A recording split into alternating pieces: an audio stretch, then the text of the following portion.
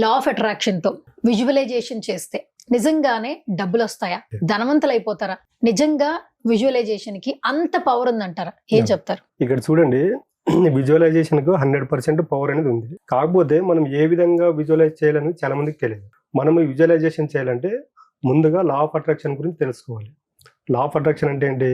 మనం ఏది కోరుకుంటే అది మన దగ్గరకు వస్తుందనే దాన్ని బలంగా నమ్మాలి. ఫస్ట్ అది నమ్మితేనే విజువలైజేషన్ యొక్క రిజల్ట్ ఉంటుంది. ఇప్పుడు చాలా మంది రోజుల తరబడి విజువలైజేషన్ చేసినా కూడా రిజల్ట్ రావట్లేదు. ఎందుకు రావట్లేదు అంటే, విజువలైజేషన్ అంటే ఏంటంటే మనకు భవిష్యత్తులో ఏది కావాలో ప్రజెంట్లో ఉండి ఉన్నట్టు ఊహించుకోవడాన్ని విజువలైజేషన్ అంటారు. కానీ చాలా మంది మాటల సందర్భాల్లో ఊహల్లోకి వెళ్ళకు, రియాలిటీలో ఉండు అని చెప్తూ ఉంటారు కదా. అంటే ఆ విజువలైజేషన్ అనేది ఏ విధంగా ఉండాలి, అది కూడా ఎక్స్ప్లెయిన్ చేయండి. అదే కరెక్ట్ అండి. ఇప్పుడు మనకు థియరీ, ప్రాక్టికల్ అనేవి రెండు ఉంటాయి. ఫస్ట్ మనం థియరీలో ఏది ఉన్నామో దాన్ని బేస్ చేసుకోవాలి.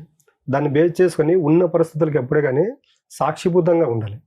ఒక దాని పట్ల ఎప్పుడైతే మనం ప్రేమ, కృతజ్ఞత భావంతో ఉంటామో వాటిపైన ఎలాగుంటుందంటే మన దగ్గర ఉన్న ప్రతి దాన్ని సాక్షిభూతంగా చూడగలుగుతాం. ఈరోజు మన దగ్గర ఏదైతే ఉందో దాన్ని మనం యాక్సెప్ట్ చేయాలి. మన దగ్గర 1,00,000 రూపాయలు ఉంది, నా దగ్గర ఒక 50 లక్షలు లేదని బాధపడుతూ ఉంటాం అనుకోండి. అప్పుడు మనము ఆ 50 లక్షలకి విజువలైజేషన్ చేసినా కూడా 50 లక్షల అమౌంట్ రాదు మన దగ్గరకు.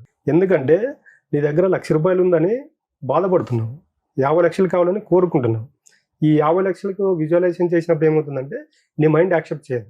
నీ మైండ్ ఎప్పుడైతే యాక్సెప్ట్ చేయదో నీ ఆలోచనలు అనేటివి, నెగిటివ్ ఆలోచనలు అనేవి యూనివర్స్లోకి వెళ్ళిపోతాయి. మనం మాట్లాడుకున్నాం యూనివర్స్ సిద్ధాంతం ఏంటంటే, నువ్వు ఏదైతే ఆలోచనల రూపంలో ఈ యూనివర్స్లోకి పంపిస్తావో దానికి సంబంధించిన రిజల్ట్ అనేది యూనివర్స్ మనకి ఇవ్వడం జరుగుతుంది. కానీ మనం ఏం చేస్తున్నామంటే మనకి ఏది కావాలో దాన్ని వదిలేసి భవిష్యత్తులో మనకు అవసరం లేకోకుండా దాన్ని విజువలైజ్ చేసుకుంటూ కూర్చుంటాం.